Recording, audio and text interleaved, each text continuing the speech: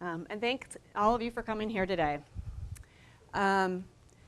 So the Jordan River is the subject of my talk today, and as we're pretty well aware, it is suffering from a classic case of urban stream syndrome, in which landscape modification within the urban setting has caused multiple point and not point sources of pollution in terms of dissolved and suspended solids, nutrients, as well as other chemical constituents. And then we also have altered flow of the river in the form of damming and diversions, and changes in temperature, in part due to these landscape modifications, changes in flow, and the subsequent effect on channel morphology that can cause a channel incision and thus less light incidence in different parts of the river.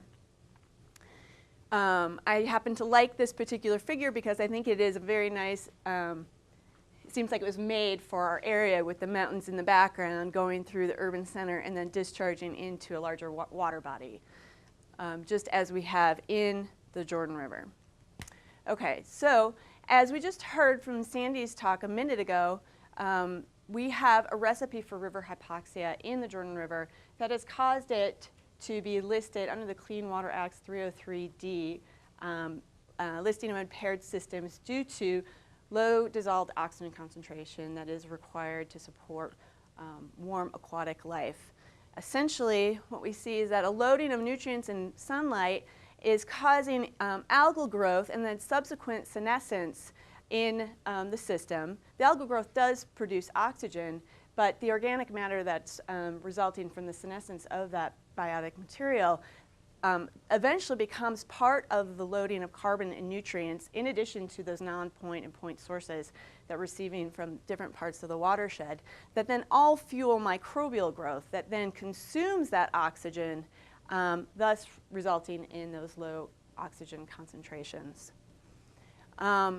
Also, warm temperature plus low flows accelerate these processes, and as we saw this past summer in July and August, pretty extensive algal communities forming, in some cases, toxins as well. And that does contribute to a positive feedback cycle.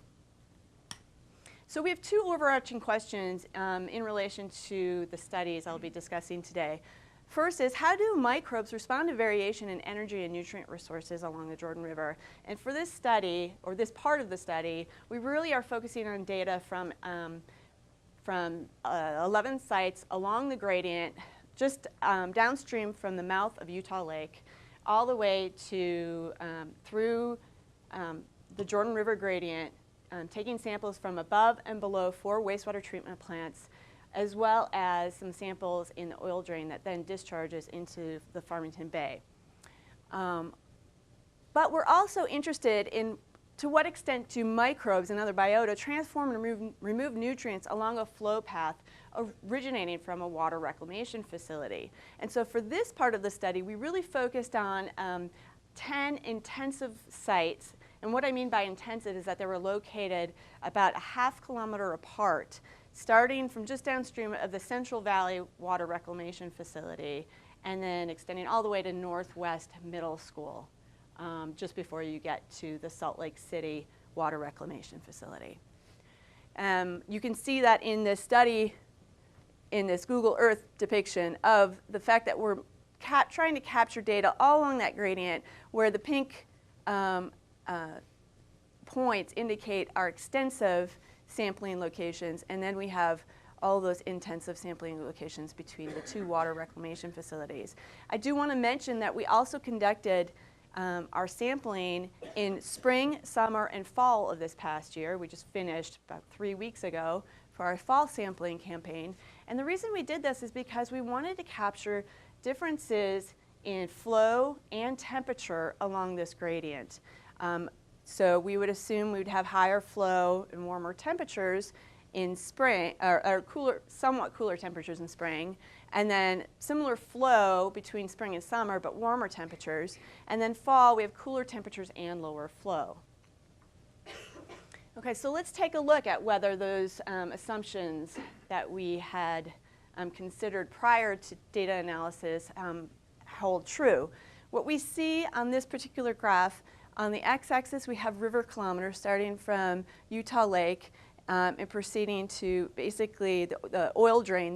These two sites are the oil drains just downstream of the Salt Lake City Water Reclamation Facility, and then at a point about midway into the Great Salt Lake wetland.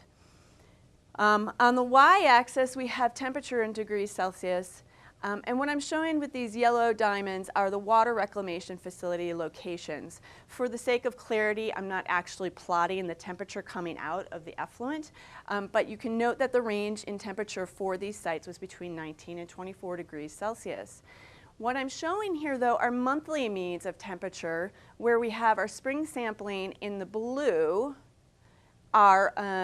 which was May, our mid-August sampling in the red, and then our late October sampling in the gray.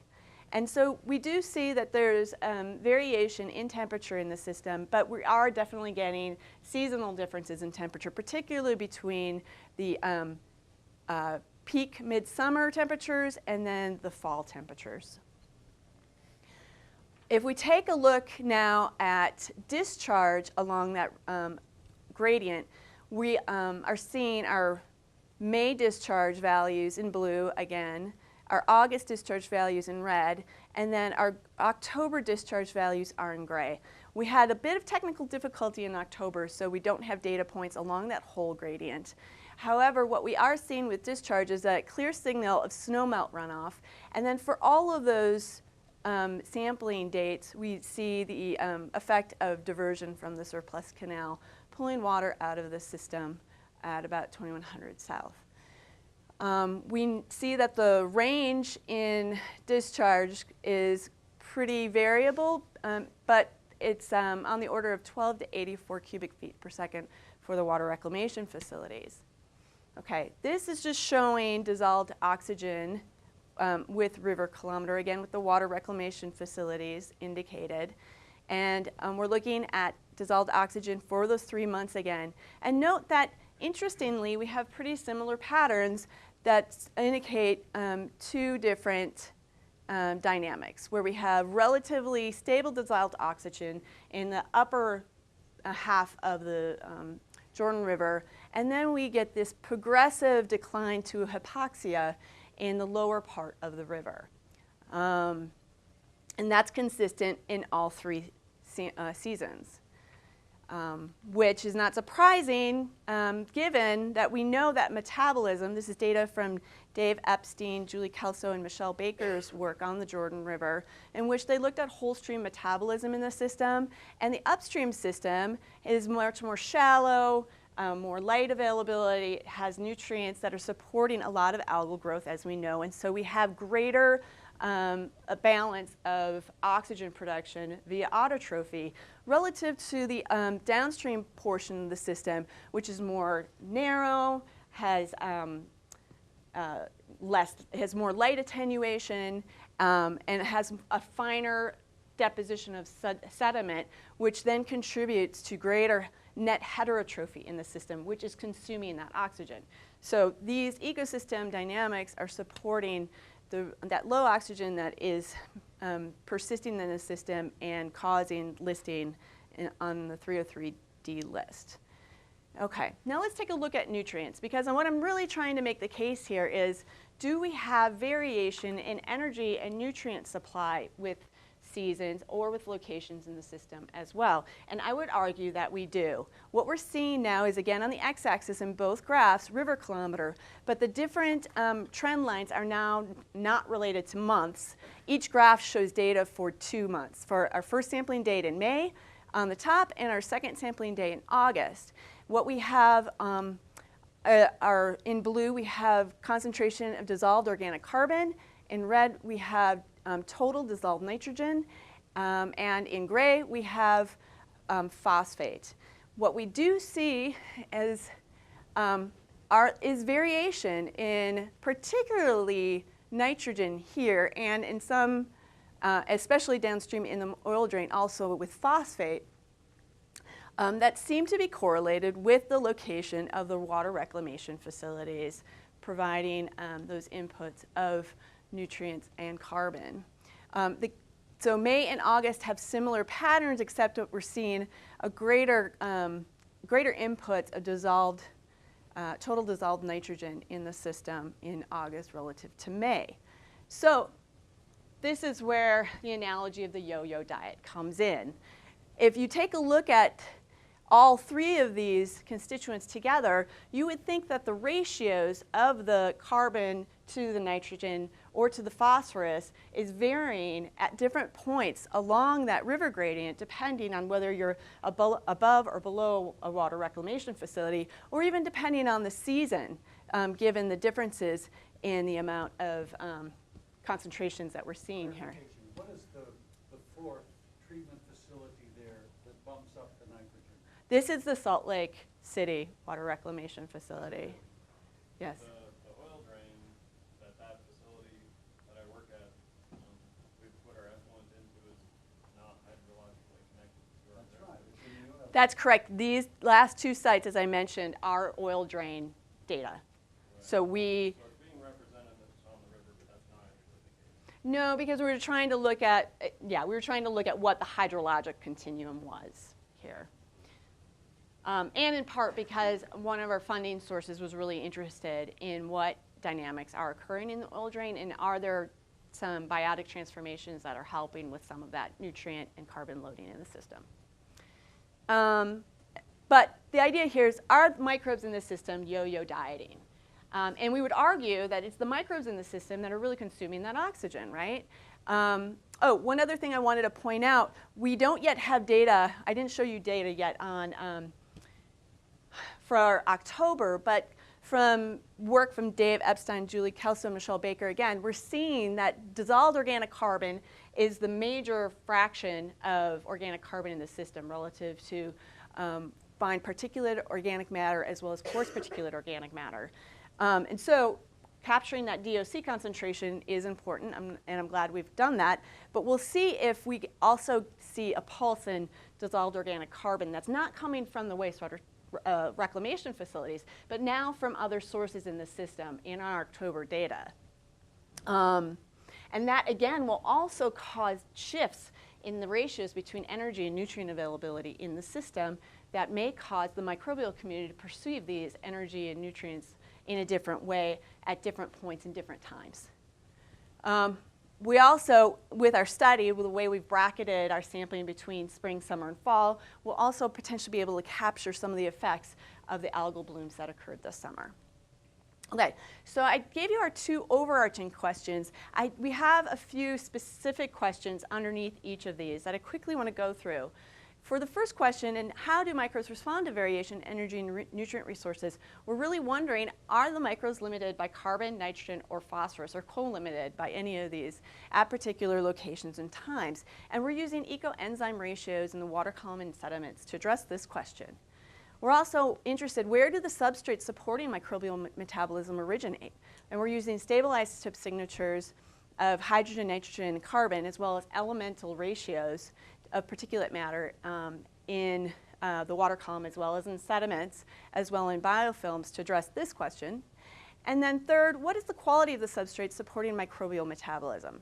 So we can use, in part, the ecoenzyme activities to assess this, but that's sort of a coarse way to assess quality, and I'll talk about that in a little bit more. We're also looking at excitation emission matrices of dissolved organic carbon, which give us a much more specific idea of what specific compounds are present in that dissolved organic carbon, whether it's recalcitrant or labile, and what that source of carbon is.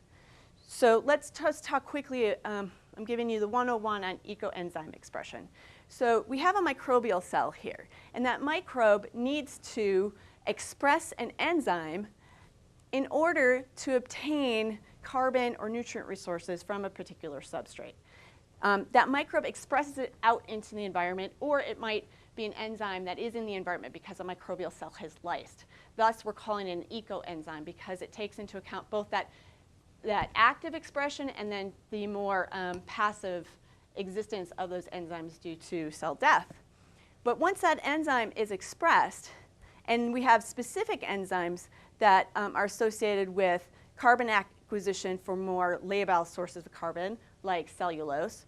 Then we have enzymes associated with nitrogen or phosphorus acquisition from substrates such as chitin or proteins, or even phosphates associated with phosphosaccharides or phospholipids. But we can also take a look at carbon acquisition from more recalcitrant forms of carbon like lignin. So by looking at specific ecoenzymes which cleave the compounds of interest from the substrate and then give it to the microbe is then going to be able to support respiration as well as growth, potentially multiply, and in doing so consume oxygen and produce more CO2. Thank you. Okay, so we have yet to analyze our data on ecoenzyme expression, but I'm just showing you some of our predictions in this slide. What we predict is that if we take the ratio of the enzymes associated with acquiring more labile carbon, which is the bag here, Bg, versus the enzymes associated with more recalcitrant carbon, the POX, we can kind of normalize for carbon quality. Then we can regress that ratio against the ratios of nitrogen to more recalcitrant carbon or phosphorus to more recalcitrant carbon. So when we plot those enzyme ratios, a 1-to-1 line showing balanced availability of energy versus nutrients that's what the 1-to-1 line indicates. But if we see a relationship that is above the 1-to-1 line, that's indicating more energy limitation by the microbial community. And if we have a slope that's less than that 1-to-1 line, that indicates nutrient limitation. So we'll see where along these lines our sites fall within that river continuum, but also potentially at different points in time. And we expect that that might vary. Okay, so we can also ask, is ecoenzyme expression correlated to substrate origin or quality? And we can look at that by, again, plotting those ratios, particularly for carbon quality, against deuterium values, which give us a sense of whether those organic carbon sources are coming from autochthonous versus allochthonous sources, i.e. in-stream production or detritus. And then elemental ratios like carbon to nitrogen also help us infer that as well. And so we might expect that if our data points fall on the upper end of this slope, it's coming more from in-stream production, whereas if our data points fall on the lower end, it's more from detrital matter that's associated with terrestrial dissolved organic carbon. So we are collecting this data on stable isotopes of C13 and deuterium, but we don't have that data yet available to show. So the data I am showing are from the data from the Jordan River, but they're from Julie Kelso's PhD work.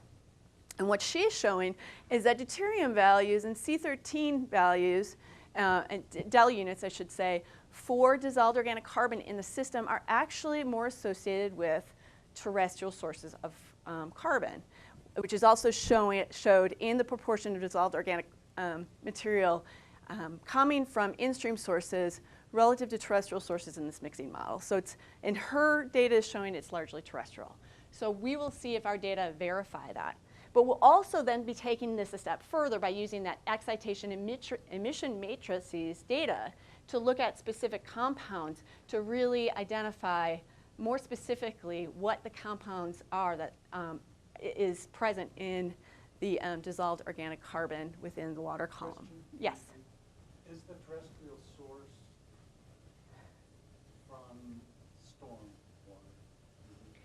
I believe that Julie's work did not capture storm water specifically. But it doesn't mean that it's not there due to the legacy effect of stormwater inputs. Right. Okay. Now, moving back onto the intensive sites, our more specific questions related to this part of the study include what proportion of nitrogen and organic matter is sourced from wastewater effluent. And we're taking a mass balance approach here, taking into account discharge as well as our nutrient concentrations and carbon concentrations above and below the wastewater treatment plants. And then we're asking what processes remove or transform nitrogen along the river's flow path, again using stabilized tip signatures of nitrogen and carbon. And then in what form does this nitrogen source enter the biotic community? And we can again take a look at N15 signatures in different compartments of the water column, the sediments, and in biofilms. So I'm going to put a plug here for Mickey Nevedomskis, who's here giving a poster associated with this study.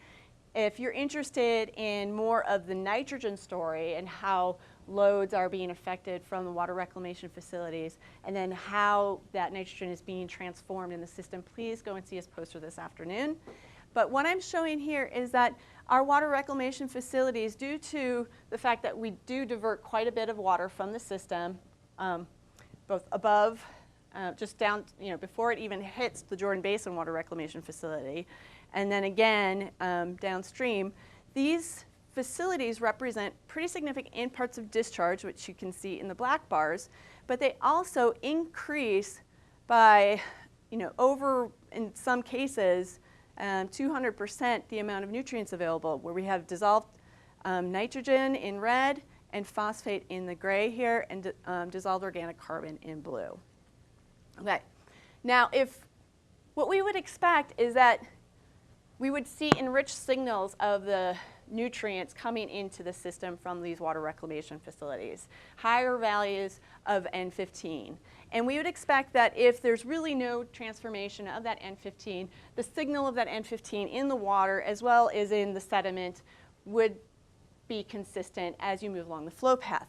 However, if we're having biotic transformations, i.e. via denitrification, then we should see an enrichment of N15, so actually a positive slope as we're moving down the river gradient. And those processes would help to remove nitrogen from the system, and by converting nitrogen in inorganic forms to nitrogen gases. And then we also would have the release of CO2 if we're having increased respiration from induced or augmented microbial growth. We can also have nitrogen assimilation and mineralization, but that can often just reflect the existing N15 signature, although sometimes the signatures are more complex. We expected to see actually a positive relationship between river kilometer and N15 nitrate, which would suggest that denitrification is occurring because, as I showed you, we have low oxygen concentrations in this part of the system. Again, we're just looking at the intensive sites, which are from about 1700 south to Northwest Middle School.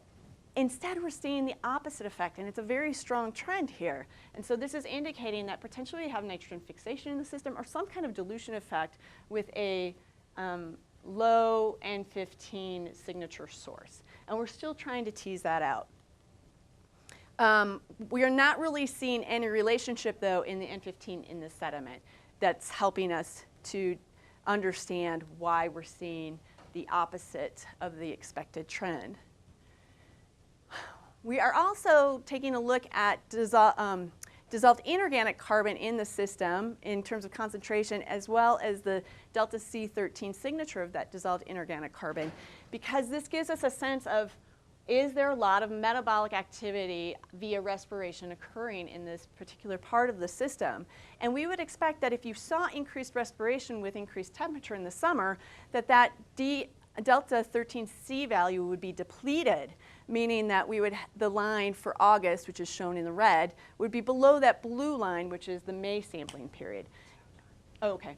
So I am out of time. That was my last slide anyway. I just want to let you know that this is an ongoing study. We're definitely, we think it's very promising because we have captured a lot of that variation in the system that's driving biotic activity. And we think we have a very unique suite of measures that we can be able to infer some of these interesting patterns. So I don't think I have time for questions, but, or do I? Yeah, we went over time a little bit. Okay. We're okay. All right. If you have any questions for me, I'd be happy to talk to you in the hall after. Thank you.